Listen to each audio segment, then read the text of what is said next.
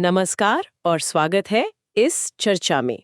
आज हम कुछ ऐसी चीजों की दुनिया में झांकने वाले हैं जो हमारे चारों ओर हैं, बिल्कुल हर जगह, पर शायद हम उतना ध्यान नहीं देते। हम बात कर रहे हैं धातुओं और अधातुओं की। हाँ, मेटल्स और नॉन मेटल्स। हमारे पास इनके बारे में, इनके गुणों, इनकी प्रतिक्रियाओं, ये कैसे काम करते हैं, कैसे इस्तेमाल होते हैं, इस पर काफी जानकारी है। और हमारा इरादा है कि इनके बीच के जो दिलचस्प फर्क है और जो समानताएं हैं उन्हें समझें। बिल्कुल। ये ऐसा व्यवहार क्यों करते हैं, मतलब क्या है इनके पीछे का राज, और हम कैसे इनका फायदा उठाते हैं या कभी-कभी इनसे बचते भी हैं। हाँ, जैसे समझिए कि ये हमारे रोजमर्रा के सामान के पीछे की एक छुपी हुई कहानी है। सही कहा। और कहानी शुरू करने के लिए एक कमाल की बात बताती हूँ। क्या आप सोच सकते हैं कि सिर्फ 1 ग्राम सोना, उसे खींचकर करीब करीब 2 किलोमीटर लंबा तार बनाया जा सकता है? अरे वाह, जरा सोचिए, 2 किलोमीटर! ये होती है धातुओं की तन्यता, मतलब खींचने की क्षमता। कमाल है ना? या फिर वो सोडियम धातु, उफ, वो तो इतनी बेचैन, इतनी प्रतिक्रियाशील है कि उसे केरोसिन तेल में डुबोकर रखना पड़ता है। केरोसिन में? क्यों? अरे, हवा या पानी के संपर्क में आते ही भड़क सकती है, आग पकड़ लेती है एकदम से। बाप रे! तो चलिए इसी रोमांचक सफर पर निकलते हैं और देखते हैं कि ये धातु और अधातु असल में है क्या चीज। हाँ, शुरू करते हैं इनके बाहरी रूप रंग से, इनके एहसास से, मतलब इनके भौतिक गुण। ठीक है, तो देखकर कैसे पता चले कि कोई चीज धातु है? क्या वो चमक है, जैसे सोने चांदी की चमक? हाँ हाँ, काफी हद तक। धातुओं का एक खास गुण है उनकी चमक। अगर आप किसी धातु को लें, मान लीजिए लोहा या तांबा, और उसे रेगमाल से रगड़े ना, हाँ, तो उसकी सतह पर एक खास चमक आ जाती है, एकदम शाइन करती है। इसी को धात्विक चमक या मेटालिक लस्टर कहते हैं, पर यह शुद्ध अवस्था में ही दिखती है। अच्छा। और छूने में कैसी होती हैं? कठोर, अगर हथौड़ा मारे लोहे पर तो? हम्म आमतौर पर धातुएं कठोर ही होती हैं। आप हथौड़ा मारेंगे तो वो आसानी से टूटेंगी नहीं, बल्कि शायद थोड़ी फैल जाएं, पिचक जाएं। ओह! पर यहां भी देखिए, मजेदार बात है। सोडियम, पोटेशियम, लिथियम जैसी धातुएं हैं, वो तो इतनी मुलायम होती हैं कि आप उन्हें चाकू से काट सकते हैं, जैसे मक्खन काट रहे हो। क्या बात है! चाकू से धातु को? जी हाँ, तो कठोरता है, पर सब में एक जैसी नहीं। और ये जो आपने कहा कि हथौड़े से मारने पर फैल सकती हैं, टूटती नहीं, क्या यही वो गुण है जिससे मिठाई पर वो चांदी का वर्क लगाते हैं, पीट-पीट कर? एकदम सही पकड़ा। इसी गुण को कहते हैं आघात वर्धनीयता, मतलब आघात सहने की क्षमता, और वर्धनीयता मतलब बढ़ना, फैलना। धातुओं को पीट पीट कर पतली, बहुत पतली चादरों में बदला जा सकता है। सोना और चांदी तो इसमें उस्ताद हैं। हम्म। और इसी से मिलता जुलता एक और गुण है जिसका जिक्र आपने सोने के तार के लिए किया था, तन्यता, मतलब डक्टिलिटी। हाँ, वो 2 किलोमीटर वाला तार। तन्यता के कारण हम धातुओं को अलग अलग आकार दे पाते हैं। बर्तन बनाने हों, गहने बनाने हों, औजार, सब कुछ। तभी तो मैं सोच रही थी कि खाना पकाने के बर्तन धातु के ही क्यों होते हैं? तो एक तो आकार देना आसान है बिल्कुल। और दूसरा वो गर्मी भी तो फैलाते हैं ना? अगर पतीले का हैंडल प्लास्टिक का ना हो तो वो भी गर्म हो जाता है एकदम। हाँ, ये एक और बहुत महत्वपूर्ण गुण है। धातुएं ऊष्मा की, यानी गर्मी की, बहुत अच्छी सुचालक होती हैं, हीट कंडक्टर्स। गर्मी उनमें से आसानी से गुजर जाती है। अच्छा, इसीलिए तो बर्तन धातु के बनते हैं, ताकि चूल्हे की गर्मी जल्दी से खाने तक पहुंचे और खाना पक जाए। और आमतौर पर इनके गलनांक, मतलब मेल्टिंग पॉइंट, वो तापमान जिस पर ये पिघलते हैं, वो भी काफी ऊंचे होते हैं। जल्दी पिघलते नहीं। हाँ, ये तो है। सबसे अच्छा कौन है गर्मी चलाने में? चांदी और तांबा, ये बेस्ट कंडक्टर्स हैं हीट के। और बिजली का क्या? बिजली के तार तो तांबे के या एल्यूमिनियम के ही देखते हैं हम। हाँ, क्योंकि जैसे धातुएं गर्मी की अच्छी सुचालक हैं, वैसे ही बिजली की भी बेहतरीन सुचालक हैं। इलेक्ट्रिकल कंडक्टिविटी बहुत अच्छी होती है, करंट उनमें से आसानी से बहता है। हम्म। लेकिन आपने देखा होगा, तारों के ऊपर एक परत चढ़ी होती है, प्लास्टिक की या रबर की। हाँ हाँ, रंग बिरंगी परतें। वो इसलिए ताकि करंट बाहर ना फैले, हमें शॉक ना लगे। वो जो परत है, वो बिजली की कुचालक होती है, इंसुलेटर। धातु सुचालक, परत कुचालक। समझ गई। अच्छा, एक और चीज, जब धातु किसी चीज से टकराती है तो आवाज करती है ना? टन, जैसे मंदिर का घंटा या स्कूल की घंटी। क्या बात है, बिल्कुल सही। इसे कहते हैं ध्वनिकता, सोनोरिटी। जब धातु किसी कठोर चीज से टकराती है तो एक खास गूंजने वाली आवाज पैदा करती है, टननननन। तो मतलब धातुएं हुई चमकदार, ज्यादातर कठोर, पीटने पर फैलने वाली, खींचकर तार बना सकने वाली, गर्मी और बिजली की अच्छी दोस्त और टकराने पर आवाज करने वाली। बिल्कुल, ये मुख्य भौतिक गुण हो गए। लेकिन अब दूसरी तरफ देखें, अधातुएं, नॉन मेटल्स, जैसे कोयला मतलब कार्बन या गंधक सल्फर, ऑक्सीजन, हाइड्रोजन, ये कैसे हैं? क्या ये बिल्कुल उल्टे हैं? हाँ, काफी हद तक उल्टे ही कह सकते हैं। सामान्य तौर पर अधातुएं ये सब गुण नहीं दिखाती जो हमने धातुओं के लिए गिने। जैसे वो चमकदार नहीं होती, डल दिखती हैं। हाँ, एक अपवाद है आयोडीन। आयोडीन अधातु है पर उसमें चमक होती है क्रिस्टल जैसी। अच्छा, और वे अक्सर भंगुर होती हैं, ब्रिटल, मतलब हथौड़ा मारेंगे तो फैलेंगी नहीं, टूटकर बिखर जाएंगी, जैसे कोयला या सल्फर। ना आप उनकी चादरें बना सकते हैं ना तार खींच सकते हैं। और गर्मी और बिजली की भी वे आमतौर पर कुचालक होती हैं, इंसुलेटर। हाँ, यहाँ भी एक मशहूर अपवाद है ग्रेफाइट। ग्रेफाइट, वो पेंसिल वाला। हाँ, वही। वो कार्बन का ही एक रूप है तो अधातु पर बिजली का सुचालक है। कमाल है ना? वाकई? और अधातुएं ज्यादातर या तो ठोस होती हैं, जैसे कार्बन, सल्फर, या फिर गैस होती हैं, जैसे ऑक्सीजन, नाइट्रोजन, हाइड्रोजन। सिर्फ एक ही अधातु है जो कमरे के तापमान पर तरल, लिक्विड होती है, ब्रोमीन। ओह, तो मतलब नियम है पर अपवाद भी खूब है। बिल्कुल, और यही चीजों को दिलचस्प बनाता है। देखिए ना, पारा मरकरी है तो धातु, पर कमरे के तापमान पर तरल, थर्मामीटर में इस्तेमाल होता है। हाँ, देखा है। फिर गैलियम और सीजियम जैसी धातुएं हैं, वो तो इतनी जल्दी पिघलती हैं कि आप उन्हें हथेली पर रखें और आपकी हथेली की गर्मी से ही पिघल जाएंगी। अरे वाह। दूसरी तरफ आयोडीन अधातु होकर भी चमक रहा है। कार्बन को ही देख लीजिए। एक रूप है हीरा, जो दुनिया का सबसे कठोर प्राकृतिक पदार्थ है, और दूसरा रूप ग्रेफाइट, जो नरम है, चिकना है और बिजली चलाता है। और वो शुरू वाली मुलायम धातुएं, लिथियम, सोडियम, पोटेशियम, जिन्हें चाकू से काट सकते हैं। हाँ, तो ये अपवाद हमें बताते हैं कि सिर्फ बाहर से देखकर, मतलब सिर्फ भौतिक गुणों से पूरी कहानी पता नहीं चलती। हमें थोड़ा और गहराई में जाना होगा, देखना होगा कि ये अंदर से कैसे हैं, इनका रासायनिक स्वभाव कैसा है। सही कहा। मतलब अब बात करेंगे रासायनिक गुणों की। ये दूसरे पदार्थों से मिलते जुलते कैसे हैं, प्रतिक्रिया कैसे करते हैं। एग्जैक्टली। चलिए सबसे पहले देखते हैं हवा के साथ इनकी कैसी बनती है, ऑक्सीजन के साथ। हवा, जैसे वो मैग्नीशियम का फीता जलाते थे स्कूल में, क्या चमकदार सफेद रोशनी निकलती थी। क्या सभी धातुएं हवा में ऐसे ही जलती हैं? नहीं नहीं, सब एक जैसे नहीं। देखिए, जब धातुएं ऑक्सीजन से मिलती हैं तो वे अपने ऑक्साइड बनाती हैं, मेटल ऑक्साइड। पर कोई बहुत तेजी से बनाता है, कोई धीरे धीरे, कोई बनाता ही नहीं। अच्छा। जैसे आपने मैग्नीशियम का कहा, वो तेजी से जलता है। लेकिन तांबे को अगर आप गर्म करें तो वो जलेगा नहीं, पर उसके ऊपर एक काले रंग की परत चढ़ जाएगी। वो कॉपर ऑक्साइड की परत है। एल्यूमिनियम पर भी ऑक्साइड की परत बनती है। लेकिन वो सोडियम और पोटेशियम, जिन्हें आपने कहा केरोसिन में रखते हैं, वो हवा से कैसे मिलते हैं? वो तो इतने ज्यादा रिएक्टिव हैं, इतने क्रियाशील, कि वो हवा के संपर्क में आते ही खुद ब खुद आग पकड़ सकते हैं। उन्हें खुली हवा में रख ही नहीं सकते। इसीलिए उन्हें हवा और नमी दोनों से बचाने के लिए केरोसिन में डुबोकर रखा जाता है। ओह, तो ये सबसे ज्यादा क्रियाशील हुए। हाँ, फिर मैग्नीशियम, एल्यूमिनियम, जिंक, लेड जैसी धातुएं हैं। इनके ऊपर सामान्य तापमान पर ही ऑक्साइड की एक बहुत पतली सी, न दिखने वाली सुरक्षा परत बन जाती है।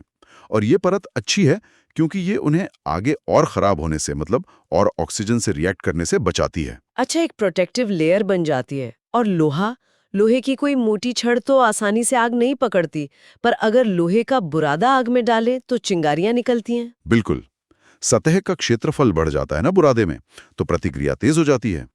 लोहा गर्म करने पर जलता तो नहीं, पर बुरादा तेजी से चमकता है। और फिर है सोना, चांदी, प्लैटिनम जैसी धातुएं। ये तो इतनी शांत हैं, इतनी कम क्रियाशील कि आप इन्हें कितना भी तेज गर्म कर लें, ये ऑक्सीजन से कोई खास प्रतिक्रिया नहीं करती। तभी तो इनके गहने बनते हैं, चमक खराब नहीं होती आसानी से। एग्जैक्टली। अच्छा, ये जो ऑक्साइड बने, copper oxide, aluminium oxide, iron oxide, ये किस तरह के होते हैं? मतलब अम्लीय या क्षारीय, एसिडिक या बेसिक? ये अच्छा सवाल है। ज्यादातर धातु ऑक्साइड क्षारीय, बेसिक प्रकृति के होते हैं। क्षारीय मतलब अगर आप इन्हें पानी में घोलें, अगर घुलते हैं तो ये क्षार बनाते हैं। और क्षार क्या करते हैं? वो लाल लिटमस पेपर को नीला कर देते हैं। वाह, ओ हाँ, लिटमस टेस्ट। लेकिन यहाँ भी एक मजेदार बात है। कुछ धातु ऑक्साइड्स जैसे एल्यूमिनियम ऑक्साइड Al2O3 और जिंक ऑक्साइड ZnO ये थोड़े दोहरे चरित्र वाले होते हैं। दोहरे चरित्र वाले मतलब ये अम्ल के साथ क्षार की तरह व्यवहार करते हैं और क्षार के साथ अम्ल की तरह दोनों से ही प्रतिक्रिया कर लेते हैं।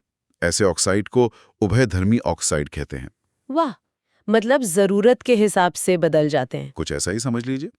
और इसके ठीक विपरीत अधातुओं के ऑक्साइड जैसे कार्बन डाइऑक्साइड या सल्फर डाइऑक्साइड वो आमतौर पर अम्लीय होते हैं, पानी में घुलकर अम्ल बनाते हैं और नीले लिटमस को लाल कर देते हैं। ठीक है, तो हवा हो गई, ऑक्साइड हो गए, अब पानी की बारी। क्या धातुएं पानी से भी दोस्ती या दुश्मनी करती हैं? हाँ, बिल्कुल करती हैं। लेकिन यहाँ भी वही बात, कौन कितना रिएक्टिव है उस पर निर्भर करता है। पानी के साथ प्रतिक्रिया करके धातुएं बनाती हैं धातु ऑक्साइड या फिर धातु हाइड्रोक्साइड और साथ में निकलती है हाइड्रोजन गैस। Hydrogen gas. हाँ, अच्छा, तो यहाँ कैसे अलग अलग व्यवहार है? फिर से हमारे हीरो सोडियम और पोटेशियम ये तो ठंडे पानी में भी इतनी जोरदार, इतनी हिंसक प्रतिक्रिया करते हैं कि धमाका सा होता है। और जो हाइड्रोजन गैस निकलती है ना, उसमें तुरंत आग लग जाती है। बहुत खतरनाक। बाप रे, हाँ। ठंडे पानी में ही? हाँ, कैल्शियम जो है वो ठंडे पानी से रिएक्ट तो करता है पर थोड़ी शांति से। और जो हाइड्रोजन गैस के बुलबुले निकलते हैं वो कैल्शियम के टुकड़े से चिपक जाते हैं और उसे पानी की सतह पर तैराने लगते हैं। अच्छा, वो तैरने लगता है। हाँ, मैग्नीशियम और भी शांत है, वो ठंडे पानी से रिएक्ट नहीं करता, उसे चाहिए गर्म पानी। गर्म पानी से रिएक्ट करके वो भी हाइड्रोजन बनाता है और तैरने लगता है। और जो गर्म पानी से भी ना माने, जैसे लोहा? हाँ, लोहा, एल्यूमिनियम, जिंक जैसी धातुएं ना ठंडे पानी से रिएक्ट करती हैं ना गर्म पानी से। उन्हें चाहिए भाप, स्टीम। भाप? हाँ, बहुत गर्म भाप के साथ ये धातु ऑक्साइड और हाइड्रोजन गैस बनाती हैं। और फिर सीसा, लेड, तांबा, चांदी, सोना ये तो इतने अक्रिय हैं कि पानी से बिल्कुल भी प्रतिक्रिया नहीं करते, चाहे ठंडा हो, गर्म हो या भाप हो। कमाल है, सबकी अपनी अपनी पसंद है। कोई ठंडे पानी में, कोई गर्म में, कोई भाप में और कोई बिल्कुल नहीं। सही कहा। अच्छा, हवा हो गई, पानी हो गया, अब आते हैं अम्लों पर, एसिड्स पर। ये तो हमने शायद देखा भी है, जिंक के टुकड़ों को एसिड में डालो तो बुलबुले निकलते हैं। हाँ, वो हाइड्रोजन गैस के बुलबुले होते हैं। ज्यादातर धातुएं तनु अम्लों जैसे हाइड्रोक्लोरिक एसिड HCl या सल्फ्यूरिक एसिड H2SO4 के साथ प्रतिक्रिया करके लवण, सॉल्ट और हाइड्रोजन गैस बनाती हैं। यहाँ भी क्या रफ्तार अलग अलग होती है? बिल्कुल, यहाँ भी उनकी प्रतिक्रियाशीलता का क्रम दिखता है। अगर हम मैग्नीशियम, एल्यूमिनियम, जिंक और लोहे को तनु HCl में डालें तो सबसे तेज बुलबुले निकलेंगे मैग्नीशियम में, फिर एल्यूमिनियम में, फिर जिंक में और सबसे धीरे लोहे में। और तांबा? तांबा वो तनु HCl या H2SO4 से प्रतिक्रिया ही नहीं करता, कोई बुलबुले नहीं। अच्छा, लेकिन मैंने सुना है नाइट्रिक एसिड HNO3 के साथ कुछ अलग होता है, वो हाइड्रोजन नहीं निकालता। हाँ, आपने सही सुना है, नाइट्रिक एसिड थोड़ा अलग मिजाज का है। वो एक बहुत शक्तिशाली ऑक्सीकारक है, मतलब ऑक्सीडाइजिंग एजेंट। ऑक्सीकारक मतलब वो दूसरों से ऑक्सीजन छीनने या उन्हें ऑक्सीकृत करने में माहिर है।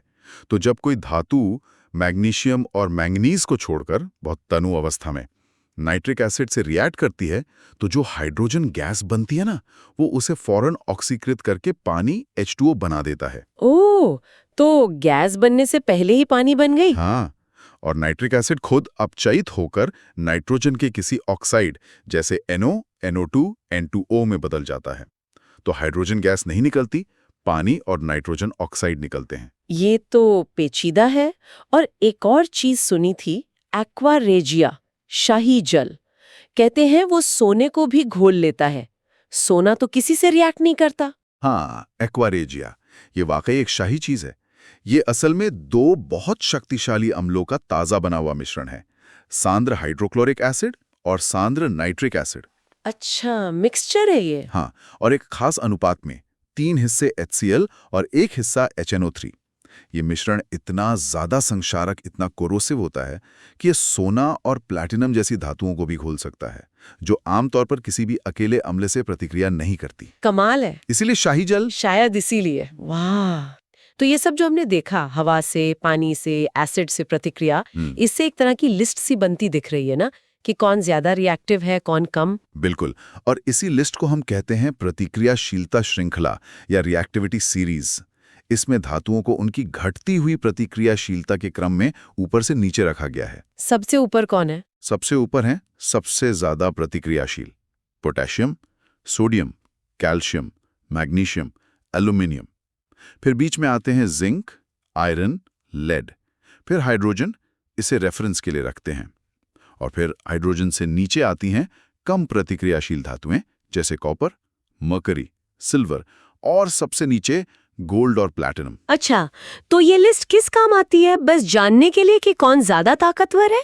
नहीं, इसका बहुत बड़ा प्रैक्टिकल इस्तेमाल है।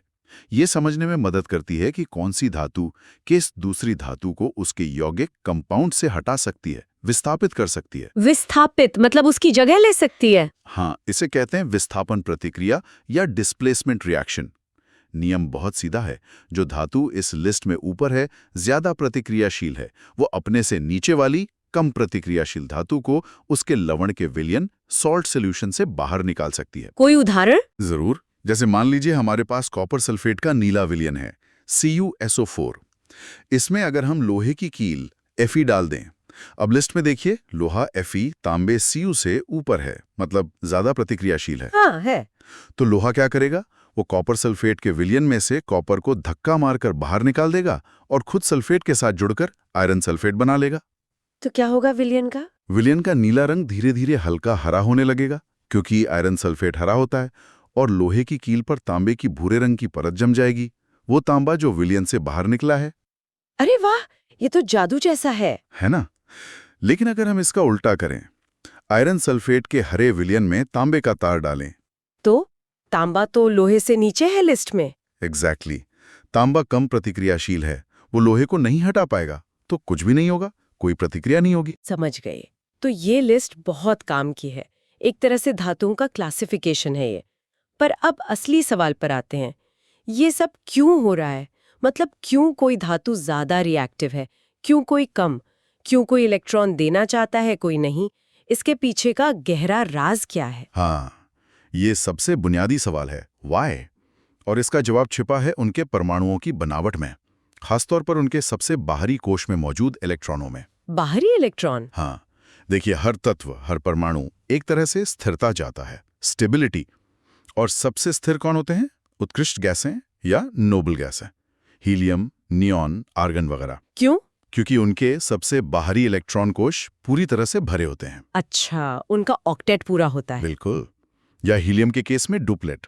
तो बाकी सारे तत्व भी प्रतिक्रिया इसीलिए करते हैं ताकि वे भी इलेक्ट्रॉनों का लेन देन करके इन नोबल गैसों जैसा स्थिर इलेक्ट्रॉनिक विन्यास पा सकें, अपना बाहरी कोश भर सकें। तो धातु और अधातु इसे कैसे करते हैं? अब देखिए, धातुओं को उनके बाहरी कोश में आमतौर पर कम इलेक्ट्रॉन होते हैं, 1, 2 या 3। उनके लिए ये कुछ इलेक्ट्रॉन दे देना ज्यादा आसान होता है, बजाय इसके कि वो बहुत सारे इलेक्ट्रॉन लेकर अपना कोश भरें। अच्छा, देना आसान है। हाँ, तो जब धातुएं अपने ये बाहरी इलेक्ट्रॉन दे देती हैं, तो उन पर धन आवेश, पॉजिटिव चार्ज आ जाता है और वे धनायन, कैटायंस बन जाती हैं। जैसे सोडियम का विन्यास है 281, वो अपना बाहरी एक इलेक्ट्रॉन आसानी से देकर Na+ आयन बन जाता है, जिसका विन्यास है 28, जो कि नियॉन जैसा स्थिर विन्यास है। समझ गए। और अधातुएं? अधातुओं के बाहरी कोश में अक्सर ज्यादा इलेक्ट्रॉन होते हैं, 5, 6 या 7।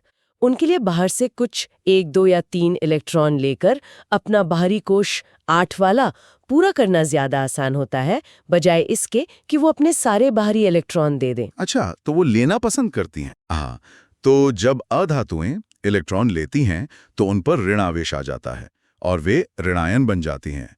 जैसे क्लोरीन का विन्यास है 287, उसे अपना बाहरी कोश पूरा करने के लिए सिर्फ 1 इलेक्ट्रॉन चाहिए। वो 1 इलेक्ट्रॉन लेकर Cl- आयन बन जाता है, जिसका विन्यास है 288, जो कि आर्गन जैसा स्थिर विन्यास है। तो ये है सारा खेल, इलेक्ट्रॉन देना और लेना। एक डोनर है, एक एक्सेप्टर। बिल्कुल। धातुओं की प्रवृत्ति इलेक्ट्रॉन देने की होती है, इसलिए वे इलेक्ट्रोपॉजिटिव कहलाती हैं। अधातुओं की प्रवृत्ति इलेक्ट्रॉन लेने की होती है, इसलिए वे इलेक्ट्रोनेगेटिव कहलाती हैं। तो इससे यौगिक कैसे बनते हैं, जैसे नमक NaCl? बहुत आसान। जब सोडियम Na और क्लोरीन Cl पास आते हैं तो सोडियम, जिसे एक इलेक्ट्रॉन देना है, वो अपना इलेक्ट्रॉन क्लोरीन को दे देता है, जिसे एक इलेक्ट्रॉन लेना है। तो सोडियम बन गया Na+ आयन पॉजिटिव और क्लोरीन बन गया Cl- आयन नेगेटिव। अब ये पॉजिटिव और नेगेटिव आयन एक दूसरे को बहुत जोर से आकर्षित करते हैं, क्योंकि विपरीत आवेश एक दूसरे को खींचते हैं। जैसे चुंबक? हाँ, कुछ वैसा ही समझ लीजिए। इसी मजबूत स्थिर विद्युत आकर्षण बल, इलेक्ट्रोस्टैटिक फोर्स ऑफ अट्रैक्शन, को हम आयोनिक बंध कहते हैं। और इस बंध से जो यौगिक बना NaCl, उसे आयोनिक कंपाउंड कहते हैं। अच्छा, तो नमक एक आयोनिक यौगिक है और ऐसे ही दूसरे आयोनिक यौगिक भी बनते होंगे, जैसे मैग्नीशियम क्लोराइड MgCl2। बिल्कुल। मैग्नीशियम Mg का विन्यास है 2-8-2। उसे 2 इलेक्ट्रॉन देने हैं, क्लोरीन को एक ही चाहिए। तो एक मैग्नीशियम परमाणु अपने 2 इलेक्ट्रॉन 2 अलग-अलग क्लोरीन परमाणुओं को दे देता है। बन जाता है Mg2+ आयन और 2 Cl- आयन, और इनके बीच आकर्षण से बनता है MgCl2। समझ गए। ये है आयोनिक बंध और आयोनिक यौगिक की कहानी। अब ये जो आयोनिक यौगिक हैं जैसे नमक, इनके क्या खास गुण होते हैं? हाँ, ये आयनिक बंध बहुत मजबूत होता है, जैसा मैंने कहा। इसी वजह से आयनिक यौगिकों के कुछ खास पहचाने जाने वाले गुण होते हैं। जैसे? पहला, इनकी भौतिक प्रकृति। ये आमतौर पर ठोस होते हैं और काफी कठोर, हार्ड होते हैं, क्योंकि आयन एक दूसरे से बहुत मजबूती से जुड़े होते हैं एक क्रिस्टल लैटिस में। लेकिन ये भंगुर होते हैं। मतलब अगर आप इन पर जोर से चोट करेंगे तो ये मुड़ेंगे या फैलेंगे नहीं, बल्कि टूटकर बिखर जाएंगे, चटक जाएंगे। अच्छा, कठोर पर भंगुर। हाँ। दूसरा, इनके गलनांक और क्वथनांक, melting points and boiling points, बहुत ज्यादा ऊंचे होते हैं। क्यों? क्योंकि उन मजबूत आयोनिक बंधनों को तोड़ने के लिए, आयनों को अलग अलग करने के लिए बहुत ज्यादा ऊर्जा, बहुत ज्यादा गर्मी देनी पड़ती है। नमक को पिघलाना आसान नहीं है। हाँ, ये तो है। तीसरा, विलेयता, सोल्यूबिलिटी। ये आमतौर पर पानी जैसे ध्रुवीय विलायकों, पोलर सॉल्वेंट्स में आसानी से घुल जाते हैं। पानी के अणु आयनों को घेरकर उन्हें क्रिस्टल से अलग कर देते हैं। लेकिन केरोसिन या पेट्रोल जैसे अध्रुवीय विलायकों में ये नहीं घुलते। अच्छा, पानी में घुलते हैं, तेल में नहीं। हाँ, और चौथा गुण जो बहुत दिलचस्प है वो है विद्युत चालकता, इलेक्ट्रिकल कंडक्टिविटी। ये तो मजा है। ठोस अवस्था में आयनिक यौगिक बिजली के कुचालक होते हैं, इंसुलेटर। क्यों? क्योंकि आयन अपनी अपनी जगह पर फिक्स होते हैं, क्रिस्टल में बंधे होते हैं, हिलडुल नहीं सकते। और बिजली चलाने के लिए आवेशित कणों का चलना जरूरी है। तो फिर कब चलाते हैं बिजली? जब आप उन्हें पिघला दें, गलित अवस्था, मोल्टन स्टेट, या पानी में घोल दें, जलीय विलयन, एक्वस सॉल्यूशन। तब क्या होता है? आयन चलने फिरने के लिए आजाद हो जाते हैं। ओह। हाँ, अब ये फ्री आयन विलयन में घूम सकते हैं और बिजली का संचालन कर सकते हैं। तो आयोनिक यौगिक ठोस अवस्था में कुचालक, पर पिघली हुई या घुली हुई अवस्था में सुचालक होते हैं। वाह, ये तो बहुत ही अनोखी बात है। ठोस नमक नहीं, पर पिघला नमक या नमक का पानी करंट पास करेगा। एग्जैक्टली। ठीक है, ये सब तो समझ आ गया, पर अब वो सवाल जो शायद पहले पूछना चाहिए था, ये सब धातुएं, लोहा, एल्यूमिनियम, तांबा, जिंक, ये हमें मिलती कहाँ से है? सोना चांदी तो चलो मान लिया, कभी कभी ऐसे ही मिल जाते हैं पत्थरों में, पर बाकी सब? हाँ, बहुत अच्छा सवाल है।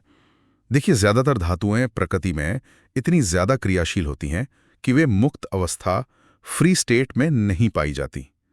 वे हमें पृथ्वी की भूपर पटी, अर्थ्स क्रस्ट में यौगिकों के रूप में मिलती हैं। यौगिकों के रूप में? हाँ, oxides, sulphide, carbonate, sulphate, chloride, इन रूपों में। इन प्राकृतिक रूप से पाए जाने वाले पदार्थों को, जिनमें धातु या उनके यौगिक होते हैं, उन्हें हम खनिज कहते हैं। खनिज। हाँ, अब हर खनिज से धातु निकालना आसान या फायदेमंद नहीं होता। जिन खनिजों से धातु को आसानी से और कम खर्चे में निकाला जा सके, उन्हें अयस्क कहते हैं। अच्छा, तो सारे खनिज अयस्क नहीं होते? नहीं, अयस्क वो खास खनिज हैं जिनसे हम धातु प्राप्त करते हैं। जैसे बॉक्साइट एल्यूमिनियम का अयस्क है, हेमेटाइट लोहे का अयस्क है। और इन अयस्कों में सिर्फ धातु का यौगिक ही होता है? नहीं, अयस्कों में अक्सर मिट्टी, रेत, पत्थर जैसी कई अवांछित अशुद्धियां भी मिली होती हैं। इन अशुद्धियों को गैंग कहते हैं। गैंग, ठीक है। तो अयस्क मिल गया, उसमें गैंग भी है। अब इससे शुद्ध धातु कैसे निकालें? ये तो बड़ा मुश्किल काम लगता होगा। हाँ, ये एक पूरी प्रक्रिया है, कई चरणों वाली, जिसे धातु कर्म कहते हैं। अयस्क से शुद्ध धातु प्राप्त करने तक के सारे चरण इसमें आते हैं। और कौन सा तरीका अपनाना है, ये इस बात पर निर्भर करता है कि अयस्क कैसा है और धातु कितनी प्रतिक्रियाशील है। फिर से वही रिएक्टिविटी सीरीज काम आती है। कैसे? देखिए, धातुओं को हम उनकी प्रतिक्रियाशीलता के आधार पर 3 ग्रुप में बांट सकते हैं: कम प्रतिक्रियाशील, मध्यम प्रतिक्रियाशील और उच्च प्रतिक्रियाशील। और तीनों के लिए अयस्क से धातु निकालने के तरीके अलग-अलग हैं। ठीक है। सबसे पहले कम प्रतिक्रियाशील वाले, जैसे सोना, चांदी। हाँ, सोना, चांदी, प्लैटिनम, मरकरी, कॉपर कुछ हद तक ये लिस्ट में सबसे नीचे हैं। ये इतनी कम क्रियाशील हैं कि या तो ये मुक्त अवस्था में ही मिल जाती हैं, जैसे सोना, या फिर इनके अयस्क अक्सर सल्फाइड होते हैं, जैसे पारे का सिनाबार HgS या कॉपर ग्लैंस CO2S को सिर्फ हवा में गर्म करने भर से ही धातु मिल जाती है। सिर्फ गर्म करने से? हाँ, जैसे सिनाबार HgS को गर्म करें तो पहले वो मरकरी ऑक्साइड HgO बनता है, और थोड़ा और गर्म करें तो HgO टूटकर पारा Hg और ऑक्सीजन दे देता है। बहुत आसान। कॉपर सल्फाइड के साथ भी कुछ ऐसा ही होता है। वाह, ये तो आसान था।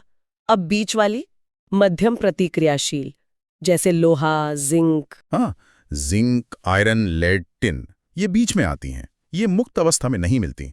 ये ज्यादातर सल्फाइड अयस्क जैसे जिंक ब्लेंड ZnS या कार्बोनेट अयस्क जैसे कैलामाइन ZnCO3 के रूप में पाई जाती हैं। तो इनके लिए क्या करते हैं? इनके लिए पहला कदम है अयस्क को उसके ऑक्साइड में बदलना, क्योंकि ऑक्साइड से धातु पाना आसान होता है। ऑक्साइड में कैसे बदलते हैं? 2 तरीके हैं, निर्भर करता है अयस्क कौन सा है। अगर सल्फाइड अयस्क है जैसे ZnS, तो उसे हवा की मौजूदगी में तेज गर्म करते हैं। इस प्रक्रिया को भर्जन कहते हैं। इससे सल्फाइड ऑक्साइड में बदल जाता है। ZnS plus O2 gives ZnO plus SO2 और सल्फर डाइऑक्साइड गैस निकलती है। अगर कार्बोनेट अयस्क है जैसे ZnCO3, तो उसे हवा की सीमित मात्रा में या गैर मौजूदगी में गर्म करते हैं। इसे निस्तापन कहते हैं। इससे कार्बोनेट टूटकर ऑक्साइड बन जाता है। ZnCO3 gives ZnO plus CO2 और कार्बन डाइऑक्साइड गैस निकलती है। अच्छा, तो भर्जन या निस्तापन से हमें मिल गया धातु का ऑक्साइड। अब इस ऑक्साइड से ऑक्सीजन को हटाना है ताकि हमें शुद्ध धातु मिले।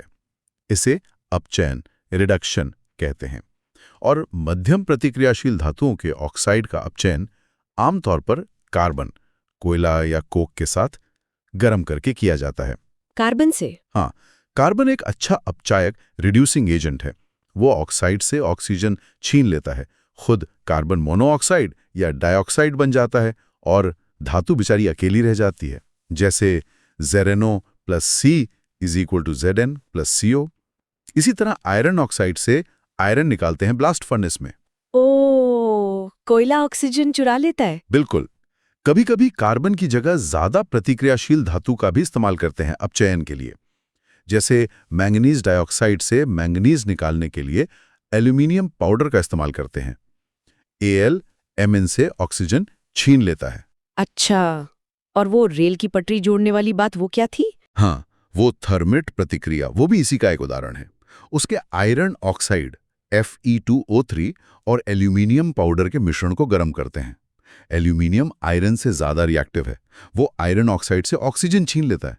प्रतिक्रिया इतनी तेज होती है, इतनी ऊष्मा निकलती है कि लोहा पिघली हुई अवस्था में मिलता है। अरे वाह! और इसी पिघले हुए लोहे से टूटी रेल की पटरियों या मशीनों के पुर्जों को जोड़ा जाता है। कमाल की चीज है थर्मिट वेल्डिंग, है ना? ठीक है, तो कम वाली हो गई, बीच वाली हो गई। अब सबसे ऊपर वाली, सबसे ज्यादा प्रतिक्रियाशील, सोडियम, पोटेशियम, कैल्शियम, एल्यूमिनियम, इनका क्या इन्हें भी कार्बन से रिड्यूस कर सकते हैं? नहीं, ये धातुएं तो ऑक्सीजन को या अपने दूसरे साथी जैसे क्लोरीन को इतनी कसकर पकड़े रहती हैं कि बेचारा कार्बन भी उनसे ऑक्सीजन नहीं छीन पाता।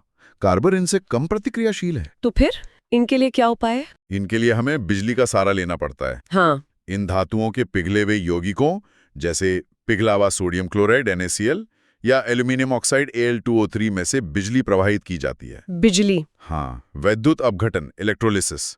इसमें क्या होता है कि जब पिघले हुए लवण या ऑक्साइड में करंट पास करते हैं तो धातु आयन जैसे Na+ या Al3+ कैथोड यानी नेगेटिव इलेक्ट्रोड की तरफ जाते हैं, वहां इलेक्ट्रॉन लेते हैं और शुद्ध धातु के रूप में जमा हो जाते हैं। और जो दूसरा हिस्सा होता है जैसे Cl- या O2-, वो एनोड पर जाकर इलेक्ट्रॉन छोड़ देता है। अच्छा, तो बिजली के झटके से अलग करते हैं। हाँ, कुछ ऐसा ही। इसी तरीके से sodium, potassium, calcium, magnesium, aluminium जैसी धातुएं निकाली जाती हैं। इसे वैद्युत अपघटनी अपचयन कहते हैं। ठीक है, तो मतलब रिएक्टिविटी के हिसाब से अलग अलग तरीके, गरम करना, कार्बन से रिड्यूस करना या हाँ। बिजली से रिड्यूस करना। बिल्कुल। तो मान लीजिए इन तरीकों से हमें धातु मिल गई, लोहा मिल गया, तांबा मिल गया, एल्यूमिनियम मिल गया, पर क्या ये एकदम 100% शुद्ध होती है जैसे गहने वाला सोना होता है? नहीं, आमतौर पर इन प्रक्रियाओं से जो धातु मिलती है वो पूरी तरह शुद्ध नहीं होती। उसमें थोड़ी बहुत दूसरी धातुओं या अशुद्धियों की मिलावट रही जाती है। तो शुद्ध धातु पाने के लिए हमें एक और कदम उठाना पड़ता है, शोधन या परिष्करण। अच्छा, सफाई का आखिरी राउंड। हाँ, और धातुओं के शोधन का सबसे आम और महत्वपूर्ण तरीका है वैद्युत अपघटनीय परिष्करण, इलेक्ट्रोलैटिक रिफाइनिंग। ये तांबा, जिंक, टिन, निकेल, चांदी, सोना जैसी कई धातुओं को शुद्ध करने के लिए इस्तेमाल होता है। ये सुनने में तो पिछले वाले वैद्युत अपघटन जैसा ही लग रहा है। ये कैसे काम करता है? थोड़ा सा अलग है सेटअप। इसमें हम क्या करते हैं, जिस धातु को शुद्ध करना है उसकी एक मोटी अशुद्ध पट्टी लेते हैं और उसे एनोड बनाते हैं, पॉजिटिव इलेक्ट्रोड। उसी धातु की एक बहुत पतली एकदम शुद्ध पट्टी लेते हैं और उसे कैथोड, नेगेटिव इलेक्ट्रोड बनाते हैं, और इन दोनों को उसी धातु के किसी घुलनशील लवण के विलयन में डुबो देते हैं। इस विलयन को वैद्युत अपघट्य, इलेक्ट्रोलाइट कहते हैं। ठीक है, एनोड अशुद्ध, कैथोड शुद्ध और बीच में उसी धातु का घोल। अब जब इस सेटअप से बिजली गुजारते हैं तो क्या होता है, एनोड अशुद्ध पट्टी से शुद्ध धातु आयनों के रूप में घुल घुलकर विलयन में जाने लगती है। अच्छा, अशुद्ध वाली घुलने लगती है। हाँ, पर सिर्फ शुद्ध धातु घुलती है, और विलयन में से उतनी ही शुद्ध धातु कैथोड, शुद्ध पट्टी पर जाकर जमा होने लगती है।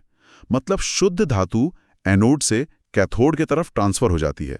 और अशुद्धियों का क्या होता है? जो घुलनशील अशुद्धियां होती हैं वो तो विलयन में ही रह जाती हैं, और जो अघुलनशील अशुद्धियां होती हैं जैसे सोना, चांदी, अगर तांबे को शुद्ध कर रहे हैं, वो एनोड के नीचे कीचड़ के रूप में जमा हो जाती हैं।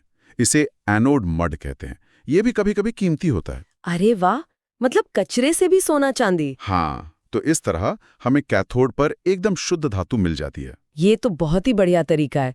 तो हमने अयस्क से शुरू किया, उसे साफ किया, धातु निकाली और फिर उसे एकदम चमका दिया, शुद्ध कर दिया। बिल्कुल। लेकिन कहानी शायद यहीं खत्म नहीं होती, है ना? इतनी मेहनत से धातु निकाली और फिर वो बाहर हवा पानी के संपर्क में आकर खराब होने लगे, जैसे लोहे में जंग लग जाता है। हाँ, ये एक बहुत बड़ी समस्या है। इसी को संक्षारण कहते हैं। जब धातुएं अपने आसपास के वातावरण जैसे हवा, ऑक्सीजन, नमी, पानी या दूसरे रसायनों जैसे एसिड के संपर्क में आती हैं, तो धीरे धीरे उनकी सतह पर अवांछित यौगिक बनने लगते हैं और धातु खराब होने लगती है, नष्ट होने लगती है। उदाहरण तो बहुत है इसके। हाँ, चांदी की चीजें हवा में काली पड़ जाती हैं, देखा है? हाँ, काली हो जाती है। वो हवा में मौजूद हाइड्रोजन सल्फाइड गैस से रिएक्ट करके सिल्वर सल्फाइड Ag2S बनाती हैं, जो काला होता है। तांबे के बर्तनों पर या मूर्तियों पर हरे रंग की परत जम जाती है। हाँ, हरी हरी सी। वो हवा की कार्बन डाइऑक्साइड और नमी से रिएक्ट करके बेसिक कॉपर कार्बोनेट बनाती हैं, जो हरा होता है। और सबसे आम उदाहरण तो लोहे में जंग लगना है, वो भूरी पपड़ीदार परत। हाँ, जंग। इसके लिए क्या जरूरी है? लोहे में जंग लगने के लिए दो चीजें जरूरी हैं, हवा यानी ऑक्सीजन और पानी यानी नमी। अगर इनमें से एक भी चीज ना हो तो जंग नहीं लगेगा। अच्छा, दोनों चाहिए। तो फिर इसे रोकें कैसे? अपनी इतनी मेहनत से निकाली धातुओं को, खासकर लोहे जैसी उपयोगी धातु को, इस जंग या संक्षारण से बचाएं कैसे? हाँ, बचाना तो बहुत जरूरी है, वरना पुल गिर जाएंगे, जहाज डूब जाएंगे, गाड़ियां खराब हो जाएंगी। तो संक्षारण रोकने के कई तरीके हैं। जैसे? सबसे आसान और आम तरीका है सतह पर कोई बचाव परत चढ़ा देना, जैसे पेंट कर देना। हाँ, दरवाजे, ग्रिल वगैरह पेंट करते हैं। हाँ, या फिर तेल लगा देना, ग्रीस लगा देना। ये सब धातु की सतह को हवा और नमी के सीधे संपर्क में आने से रोकते हैं। ठीक है। और एक और बहुत कारगर तरीका है यशद लेपन, गैल्वनाइजिंग। इसमें लोहे या स्टील की चीजों पर जिंक, जस्ता धातु की एक पतली परत चढ़ा दी जाती है। जिंक की परत क्यों? क्योंकि जिंक लोहे से ज्यादा प्रतिक्रियाशील है। लिस्ट याद है? तो अगर कहीं से जिंक की परत खुरच भी जाए और लोहा हवा पानी के संपर्क में आ भी जाए तो भी जिंक पहले खुद का बलिदान देगा, खुद संक्षारित होगा पर लोहे को बचाएगा। इसे सैक्रिफिशियल प्रोटेक्शन कहते हैं। अरे वाह, जिंक बेचारा शहीद हो जाता है। हाँ, इसके अलावा क्रोम प्लेटिंग भी होती है जो चमक भी देती है और बचाती भी है। एनोडाइजिंग होती है खासकर एल्यूमिनियम के लिए, जिसमें एल्यूमिनियम ऑक्साइड की एक मोटी मजबूत परत बना दी जाती है। और एक और तरीका आपने शायद शुरू में कहा था। हाँ, एक बहुत ही महत्वपूर्ण तरीका है मिश्र धातु बनाना। मिश्र धातु मतलब धातुओं को मिलाना? एग्जैक्टली। मिश्र धातु दो या दो से ज्यादा धातुओं या कभी-कभी धातु और अधातु का एक समांगी मिश्रण, होमोजीनियस मिक्सचर होता है। जैसे हम रसोई में अलग-अलग मसाले मिलाकर एक नया बेहतर स्वाद बनाते हैं, वैसे ही धातुओं या अधातुओं को पिघलाकर एक निश्चित अनुपात में मिलाकर ठंडा करने पर मिश्र धातु बनती है, जिसके गुण अपनी मूल धातुओं से अलग और अक्सर बेहतर होते हैं। अच्छा, मिलाने से गुण बदल जाते हैं, कैसे? कई तरह से। जैसे शुद्ध लोहा काफी नरम होता है और आसानी से खिंच जाता है, लेकिन अगर उसमें थोड़ा सा कार्बन करीब 0.05% मिला दें तो बनता है स्टील, जो बहुत कठोर और मजबूत होता है। हाँ, स्टील तो बहुत इस्तेमाल होता है। बिल्कुल। अब इसी स्टील में थोड़ा निकेल और क्रोमियम भी मिला दें तो बन जाता है स्टेनलेस स्टील, जो न सिर्फ कठोर और मजबूत है बल्कि उसमें जंग भी नहीं लगता। हमारे बर्तन, सर्जिकल औजार इसी के बनते हैं। वाह, तो जंग न लगने का राज मिश्रण में है। हाँ, और उदाहरण देखिए, पीतल, तांबे और जिंक का मिश्रण है। कांसे, जिससे पदक और मूर्तियां बनती हैं, वो तांबे और टिन का मिश्रण है। अच्छा, पीतल और कांस्य भी मिश्र धातु हैं। हाँ, और एक दिलचस्प बात, मिश्र धातु बनाने से अक्सर उसकी विद्युत चालकता और गलनांक शुद्ध धातुओं से कम हो जाता है। जैसे तांबा बिजली का बहुत अच्छा चालक है, पर पीतल और कांस्य उतने अच्छे नहीं है। ओह, और वो जोड़ने वाला, टांका लगाने वाला? हाँ, सोल्डर। वो सीसा और टिन का मिश्रण है। इसका गलनांक सीसा और टिन दोनों से कम होता है, इसीलिए ये बिजली के तारों को जोड़ने के काम आता है, क्योंकि ये आसानी से पिघलकर उन्हें जोड़ देता है बिना तारों को ज्यादा नुकसान पहुंचाए। और अगर किसी मिश्र धातु में एक धातु पारा हो तो उसे अमलगम कहते हैं। जैसे जिंक अमलगम, सिल्वर अमलगम, जो दांतों में भरा जाता था पहले। अच्छा, और गहनों वाला सोना, 24 कैरेट 22 कैरेट, ये क्या है? हाँ, 24 कैरेट सोना मतलब शुद्ध सोना। पर जैसा मैंने कहा, शुद्ध सोना बहुत मुलायम होता है। उससे गहने बनाएंगे तो वो आसानी से मुड़ जाएंगे या घिस जाएंगे। तो उसे कठोर बनाने के लिए उसमें थोड़ी सी चांदी या तांबा मिलाया जाता है। 22 कैरेट सोने का मतलब है कि उसमें 22 भाग सोना है और 2 भाग चांदी या तांबा। इससे गहने मजबूत बनते हैं। भारत में ज्यादातर 22 कैरेट के गहने ही बनते हैं। समझ गई। तो मिश्र धातु बनाकर हम धातुओं के गुणों को अपनी जरूरत के हिसाब से बदल सकते हैं। बिल्कुल, ये धातुओं को ज्यादा उपयोगी बनाने का एक बेहतरीन तरीका है। ये तो वाकई कमाल है। और आपने वो दिल्ली वाले लॉ स्तंभ की बात की थी जो कुतुब मीनार के पास है। कहते हैं वो 1600 साल से भी ज्यादा पुराना है और आज तक उसमें ढंग से जंग नहीं लगा। हाँ, वो प्राचीन भारतीय धातुकर्म का एक जीता जागता चमत्कार है। आज भी वैज्ञानिक पूरी तरह से समझ नहीं पाए हैं कि उस समय उन्होंने ऐसा जंग प्रतिरोधी लोहा कैसे बनाया था। ये दिखाता है कि मिश्र धातु या धातु को ट्रीट करने का ज्ञान कितना पुराना और उन्नत था हमारे यहाँ। सच में हैरतअंगेज है। तो सोचिए हमने कहाँ से शुरू किया था। धातुओं की बाहरी चमक, उनकी चोट सहने की और खिंचने की क्षमता से। हाँ, उनके भौतिक गुणों से। फिर उनके अंदर झांका, उनके इलेक्ट्रॉनों के उस नाच को समझा जो तय करता है कि कौन किससे दोस्ती करेगा, कौन दुश्मनी। मतलब उनके रासायनिक गुण और प्रतिक्रियाशीलता। बिल्कुल, वो इलेक्ट्रॉन का लेन देन। फिर हमने देखा कि कैसे हम उन्हें धरती माँ के गर्भ से निकालते हैं, अयस्कों से, कैसे उन्हें साफ करते हैं, शुद्ध करते हैं। हाँ, धातु कर्म की पूरी प्रक्रिया। और आखिर में कैसे हम उन्हें या तो जंग जैसी बला से बचाते हैं या फिर उन्हें आपस में मिलाकर मिश्र धातु बनाकर और भी ज्यादा काबिल और उपयोगी बना लेते हैं। एकदम सही। क्या सफर रहा है ये धातुओं और अधातुओं की दुनिया का। और ये सब समझना, उनके गुणों को जानना कितना जरूरी है ताकि हम सही काम के लिए सही चीज चुन सकें। बिल्कुल। बिजली के तार के लिए तांबा या एल्यूमिनियम ही क्यों? बर्तन के लिए स्टेनलेस स्टील क्यों बेहतर है? गहनों के लिए 22 कैरेट सोना क्यों? ये सब उनके गुणों पर ही तो निर्भर करता है। हाँ, और वो जो अपवाद हमने देखे, जो नियमों को तोड़ते हैं, वो हमें याद दिलाते हैं कि विज्ञान हमेशा सीधा सरल नहीं होता। उसमें हमेशा कुछ नया सीखने और खोजने की गुंजाइश रहती है। सही कहा। तो जाते जाते हमारे सुनने वालों के लिए एक छोटा सा सवाल छोड़ जाते हैं। हमने देखा कि कैसे अलग अलग धातुओं को मिलाने से मिश्र धातु बनती है, जो अक्सर अपनी मूल धातुओं से ज्यादा मजबूत, ज्यादा उपयोगी या ज्यादा टिकाऊ होती है। तो क्या जीवन में या प्रकृति में कहीं और भी आप ऐसा देखते हैं जहां अलग अलग चीजों को मिलाने से, उनके संयोजन से कुछ ऐसा बनता है जो उन चीजों के अकेले अकेले होने से कहीं ज्यादा बेहतर, शक्तिशाली या अप्रत्याशित रूप से उपयोगी साबित होता हो? सोचिएगा जरूर। बहुत ही बढ़िया, सोचने वाला सवाल है। और इसी विचार के साथ मुझे लगता है आज की ये गहरी पड़ताल यहीं समाप्त करते हैं।